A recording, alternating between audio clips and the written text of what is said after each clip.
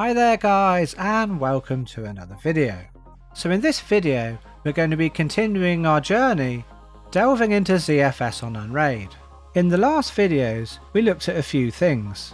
We saw how to convert our cache drive into a ZFS pool, and from there we saw how we could easily use a script to auto-convert folders into datasets. And we did that on our app data, so each of our containers has its own individual dataset. Now this was always with the view that we wanted to auto-snapshot these as well as being able to replicate that data, giving us a backup somewhere else. So this combination can pretty much give us a bulletproof server. Now I run Home Assistant as a VM on the server, and many times I've had an update only to find that my Home Assistant doesn't work properly. Well, that's a thing of the past worrying about that, because I just hit yesterday's snapshot, roll a VM back, and everything continues. And because of replicating this data as well, should the worst happen and the drives that make up my domains pool, they all happen to fail, well, I haven't lost my VMs because the data and those snapshots are replicated somewhere else. So in no time I can be back up and running with everything restored how it was. So having your most important data replicated and snapshotted is a really good idea. Now a long time ago, before Unraid officially supported ZFS, I even made a video showing how snapshots can beat ransomware, and if you're interested in watching that video then you can see that here. Now if we want to do ZFS replication, we've got to have another dataset we can replicate to, and that dataset should be on a different Z pool. And so this is why in one of the earlier videos I showed you how you can convert an array drive into a ZFS drive. So if you followed along the videos so far, you should have a ZFS cache, and you should have one drive in the array that's formatted as ZFS. So that means even if our cache drive is just a single drive, we can give it redundancy by having the replication back up to the ZFS formatted drive we got on the array. Now I'm sure many of you out there by now have set up multi-drive ZFS pools in your server with the data striped across them, giving excellent speed and also redundancy should a drive fail in the pool. But even for you guys, snapshotting and replication is still a great idea, because what would happen if you deleted some data accidentally? Well, if you're using snapshots that really doesn't matter, you can get it back in seconds. Now I can almost hear you guys out there saying, yeah Space Invader, you don't need to preach to the choir, we know ZFS is good. So what this video is all about really is making it really easy to use some of the advanced features of ZFS. Because we all want to use snapshots, but we don't want to have to do it manually. And we also don't want to have to be writing configuration files for things like Sanoid. And we want to have some way of managing our snapshots, pruning old ones and just keeping a certain amount. Well, I've been working on this script for a long time. I can't count how many times I've actually rewritten it. I'm not sure if I've drunk more cups of coffee while writing it, or I've rewritten it more times than I've drunk the coffee.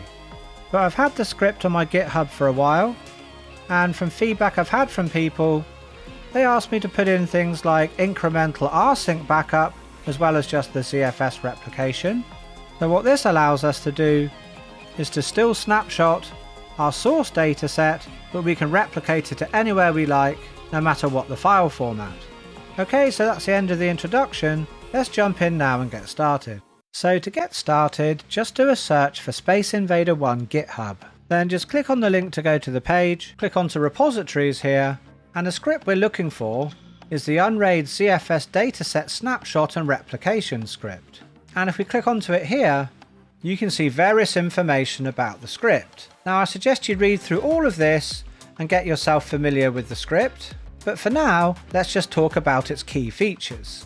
So what this script will do is it will take automatic snapshots of any ZFS dataset that you've got, and it will manage those snapshots using a retention policy that you choose. Now, as well as doing the automatic snapshots, the script can also replicate the data to somewhere else. And it can do it in two different ways. It can use ZFS replication, which is great because this replication is done at the block level. And why that's important, for example, say you had a vdisk for a VM, and that was 1 terabyte in size, normally if you replicate that or just copy it somewhere else, you've got to copy that whole 1 terabyte to another location, and that's going to take quite a long time. And so what happens then if you fire up the VM and you maybe update, say, Firefox to the latest version and then shut down the VM? Well, when replication is not done on the actual block level, that whole 1 terabyte file would have to be sent again to the backup location just because something inside it's changed. But the great thing about ZFS is because it works on the block level, it can just see the blocks that have changed and it will replicate that probably just in a matter of seconds, not having to transfer the whole of that large file across. It will just do the changes inside the file. So in my opinion, that's a really good benefit of using ZFS replication. And as well as that, the ZFS replication will also replicate any snapshots that you may have taken of the source dataset. But what happens if you want to replicate to somewhere which isn't a ZFS location? Well, the script then, if we set it to rsync replication, will allow us to take a snapshot of the source data and then replicate that somewhere else. And basically this can be any file system at all. If your server's got XFS, ButterFS, RiserFS, basically any file system at all, rsync will allow you to replicate across to there. And there's 2 different modes of rsync. There's a mirror copy that will basically just keep both locations in total sync with each other, and whatever changes happen on the source will happen on the destination, and it will always be the most up to date. But also there's an option to do an incremental copy here. So say you have it run every day, only the files that have changed since the last copy will be replicated across, and it will use something called hard links to create space efficient backups, because hard links mean when the data is sent across, the original data is hard linked to the new data, so it's very space efficient and you can have incremental backups without taking up any more space than just the changes from one backup to the next. Now the script also gives you the option to back up to the same local server or to a remote server, and that remote server can be either on the same network or even across the internet. But for that to work, you're going to have SSH keys exchanged between both servers. Now another great thing about this is we can do live data replication. So say all of our Docker containers are all running and we want to back up our app data. Now normally, if we're not using a snapshot, then we'd have to shut all of the containers down, make the backup, and then restart all the containers. Now I'm sure some of you may be running Plex or Emby. You might be using something like the App Data Backup plugin. You're watching a movie and you find suddenly Plex or Emby shuts down because it's late and you've just forgotten that the plugin's running and it's going to make a backup. It shuts everything down, makes the backup, and then restarts everything. But with snapshots, what we can do is just before the replication, the script will basically take a snapshot, which is a frozen moment in time of all of the data, and then this moment in time snapshot, the data in that snapshot is then replicated either by ZFS replication or by the rsync replication across to the destination, and that means none of the containers actually need to be shut down. They can all continue running because they're not actually writing to the snapshot. The snapshot's totally independent of the actual live data. So I find this really useful, being able to snapshot running systems and then replicate the data afterwards without having to stop anything such as Docker containers or VMs. Okay, so obviously the script's got various safety checks built in, and when the script runs it can send notifications to the Unraid GUI, or if you've got notification agents set up in Unraid, then those notifications will be sent through that as well. Now just for fun, I put in some audio notifications into the script so the server can play a little tune if there's a success or failure. Now this does need what's called a beep speaker to be present in the server, and if you haven't got one, they're just a couple of dollars. You can buy them on Amazon. I'll put a link in the description in case any of you want to do that. But the tune notifications, when a successful snapshot's done, it will play the old Nokia ringtone. When there's successful replication, it will play the Mario achievement tune.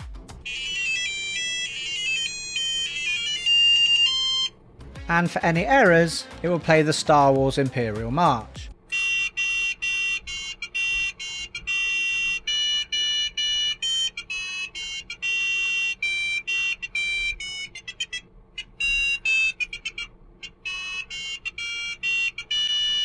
Now obviously I know this isn't for everyone, so of course this can be turned on and off. Now there's some prerequisites that we're going to need.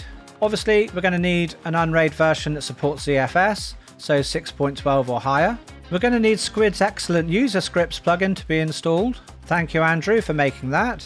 And we're going to need the Sanoid plugin to be installed, because the script, it uses Sanoid and Syncoid to do its snapshotting and replication. So a big thanks for Steiny84 for making the plugin so we can install Sanoid on our servers. Now this is optional, but I really recommend installing the ZFS master plugin.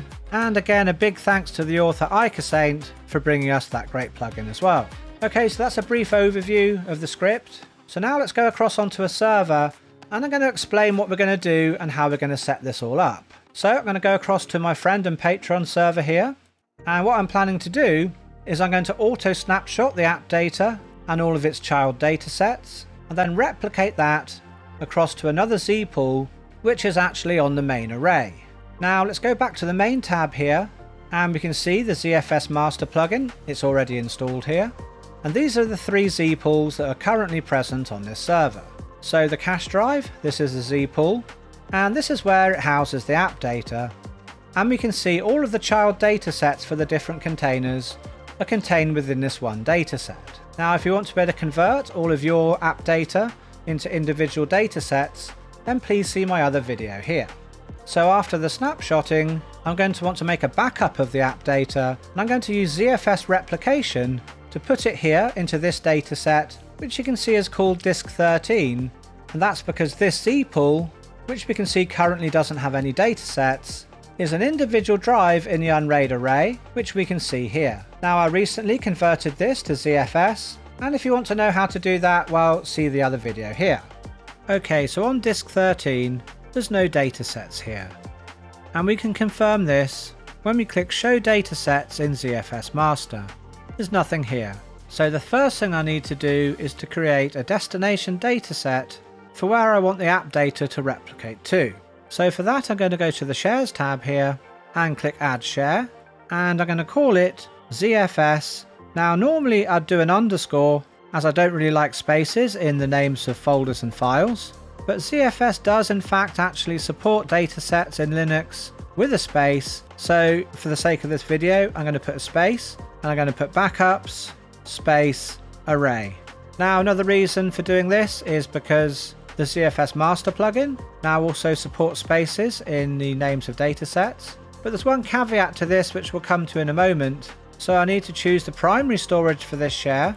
So as we were discussing earlier, this is going to be on the array, and it's going to need to be only on disk 13. So I have to select this, otherwise it's not going to create a dataset. So I'm saying the only disk here is going to be disk 13. Okay, so with that done, I can click on to add share. And if I go to the main tab now, if we have a look on disk 13, we can see this folder, which in fact is a dataset called ZFS Backups Array. So just to double check, it is in fact a dataset, because that's very important, it must be.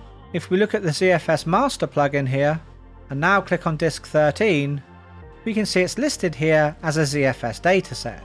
So that's perfect. Right, so we've got our destination sorted out. Now we want to make sure that we've got all of the plugins needed installed. So let's go across to the apps tab. Well, we know we've got the ZFS master plugin installed because we were just using that. But if you haven't got it, I really recommend installing it. So next, obviously, because we're going to be using a script, we need to have the user scripts. And again, you can see on this server that's already installed. And because the script uses Sanoid and Syncoid, we need to make sure that's installed. And we can see on this server it isn't, so I'm going to go ahead and install that now. Now make sure not to click close, wait until it says done, otherwise the plugin won't be installed correctly. Okay, great, so that's done. So we've got what we need installed, all of our plugins are present. So now I'm going to go back across to the GitHub page here, and I'm going to click on here onto the script, and I'm going to click raw here, and I'm going to select all of this text and copy it. I'm going to go back to the server, to settings, then user scripts, and I'm going to add a new script here, and just to make it go to the top I'm going to put 0001, and that's going to go to the top, and now I can actually rename it and it will still be at the top, and I'm going to call it app data, snap and replication. And so with the script named, hovering over the cog, I'm going to go to edit script. And then what we copied onto the clipboard, I'm going to get rid of the bin bash here because it is already present in the script. So now I'm going to paste what's on the clipboard into here. And just to stop anything going wrong, I'm going to click Save Changes. And I'm going to come back in and click onto Edit again. Right, so let's start going through the user variables which we can set. So this section here is all about notifications when the script runs. By default, the notification type is set to all, and that will give us an Unraid notification that comes up here when there's either a success or failure. Now, some of you out there, you might not want to have every time the script completes successfully any notifications. So if you only wanted notifications if something goes wrong, then you just change this to errors. And if you don't want any notifications at all, just change it to none. But for this video, I'm going to leave it set to all. Now next under here, this is the tune notify. So if you've got a beep speaker, set this to yes if you want audible notifications. Set it to no if you don't. Again, I'm going to leave it set to yes. Now next here, this is the source where we're going to do our snapshots and or do our replication from. So first, where it says source pool here, we need to put in the pool name of our dataset. So I'm going to open up a new tab here and I'm going to go to ZFS master, and we can see the name of the pool here where the app data is, and the pool is just called cache. Now it's always best to look at it through ZFS master, because if I look on pool devices here, I'm going to see cache with a capital C, and the pool name is case sensitive. So we want to look at it from here, and just to be sure, I'm going to copy it to the clipboard and go back across to the script and paste that in as the pool name. So next we need the dataset name, and that's the app data here. So I'm going to pop that in here. Now if you remember earlier, I was talking about a caveat with ZFS and datasets that have spaces in the name. Now some tools just don't like it, and Sanoid is one of those tools that don't like it, because the configuration file for Sanoid, it doesn't like it when you've got a space in the name. So if you want to do the automatic snapshotting, you need to make sure that your source dataset doesn't have a space in. So if it was something like app data new, if you've got automatic snapshotting enabled, well, Sanoid, it will have an error with this because it won't be able to interpret the source dataset with a space in the name. However, if you weren't doing the auto snapshotting and you just wanted to be doing replication, then the space in the dataset name wouldn't matter. And also for our destination dataset, it doesn't matter if we have a space in the name for that. It's only the source one, and only for one that we're using auto snapshotting on. Okay, so going down to next, here's the ZFS snapshot settings. By default, it's set to yes. But like I said, if we didn't want it to do auto snapshots, we're only interested in replication, then we would set this to no. But I think it's really good to have snapshots, so I'm going to leave it on yes. And then underneath here, this is the snapshot retention policy. So this is how many snapshots Sanoid will keep on your server, so your server doesn't just get filled up with loads and loads of snapshots over a period of time. So I've got this set here to no hourly snapshots, 7 daily, 4 weekly and 3 monthly. So basically it won't ever have more than 7 daily snapshots, it won't have more than 4 weekly snapshots, and it won't have more than 3 monthly snapshots. So I'll be able to roll back or clone a snapshot from any of the last 7 days. If I want to go older than that, I can choose from any of the last 4 weeks, and older than that, it would be just from 1 monthly snapshot from the last 3 months. Now you can change this to however you want it to be, but I'm going to leave it as the defaults here. And the script, it will actually build your Sanoid configuration file, so you don't have to worry about actually building the actual Sanoid config file. It will be done for you. Now next, this section here, this is whether you're backing up to a local server, basically the same server, your Unraid server that you're already on, or to a remote server somewhere else. And if it was a remote server, obviously you would change this to yes. You would need to put in the username of the server for an Unraid server, that would be root. If it was a different server that wasn't Unraid, you would just put the username of the account that you want to be able to log in with.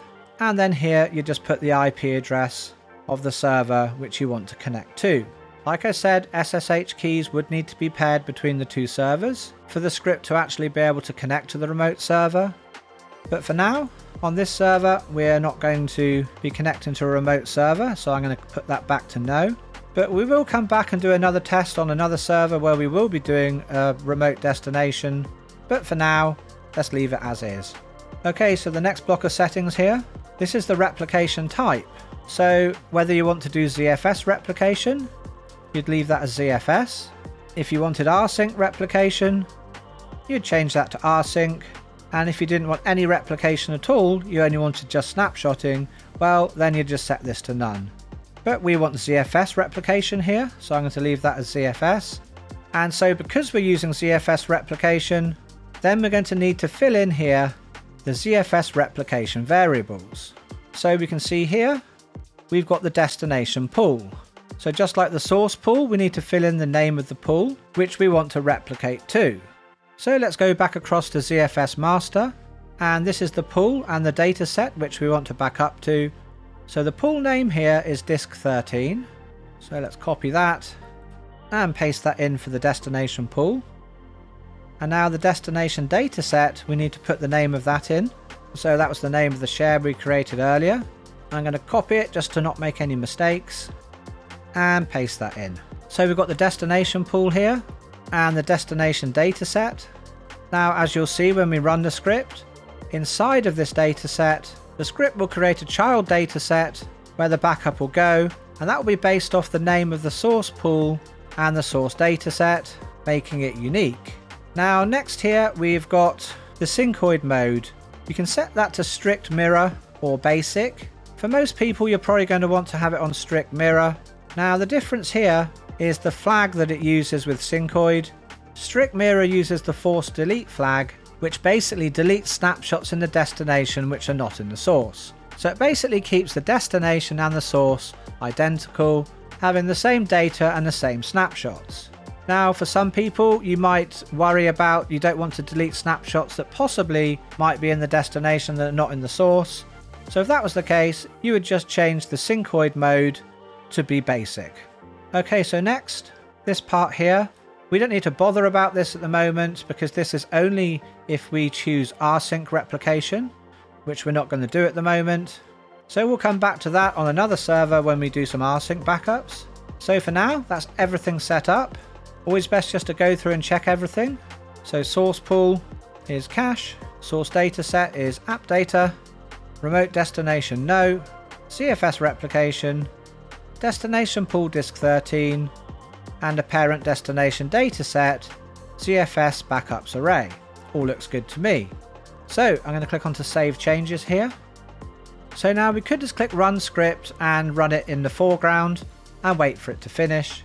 But when we do that, if we close the window, then the script will stop running. And the first time you run it, it can take a while. So I always like to just click run in the background. So with it running in the background, and we can see here the notification saying snapshots were successfully created.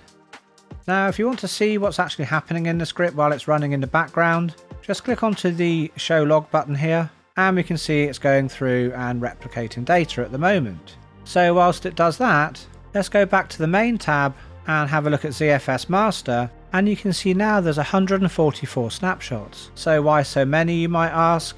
Well, if I click onto show datasets here, we can see basically there's 4 snapshots for each dataset. So if we just look at the first one here, going across to actions and then snapshots admin, we can see here there's the monthly, weekly and daily snapshot. And this snapshot here is what syncoid has used to be able to make its replication to the other Z pool. So let's give it a while and we'll come back when everything's finished. Okay, so now let's have a look at the script and see if it's finished running. And we can see it's all finished, everything's been replicated across to the other data set. And if we click on the notification icon here and look at notices, we can see here the ZFS replication was successful from source cache app data to local destination disk 13 ZFS backups array to the dataset cache underscore app data. So it's built that name basically from the source dataset and pool name. So let's go across and have a look at that. So looking here on the pools, the snapshot numbers are exactly the same. That's because we've only got one data set that's been snapshotted. But if I have a look here, we can see each data set has got its 4 snapshots, and that will be exactly the same in our backup destination. Each one's got 4 snapshots. Now this is 0 here because we backed up into a child data set which we created here from the name of the pool and the data set name. So now if I go to the shares tab here and I look inside the app data, well, we can see everything here as it should be. And if I go to our ZFS backups array here, we can see inside of here we've got that backup that's being created, and inside there's a total duplicate of everything. So the reason I've got the script like this is because we can have our backup location, and you could have multiple scripts that are doing different backups, and it can put it all in the same parent data set. It will just create child data sets based off the name of whatever you want to replicate. Okay, so we know the script's doing what we want, so let's go to settings now and back across to user scripts. And now we want to set this to run on our desired schedule. Now I'm going to scroll down through here and just see if there's anything else set to auto run. Well, this one here is running at 3 AM here. So what I'm going to do is I'm going to click onto this drop down box here and go to custom, and this is where we put in our custom schedule. Now the easiest way to fill this in is open a search engine and do a search for cron tab guru and click on this website here, and we can see here 5, 4 and then triple asterisks will run every day at 0405 hours. Now this is a 24-hour clock, so I had something running around 3 AM, so I'm just going to make this run at 2, I think. So for the minutes I'm going to set that to 0, and then for the hours obviously 2. So now 02 and then triple asterisks is going to run at 2 AM every day.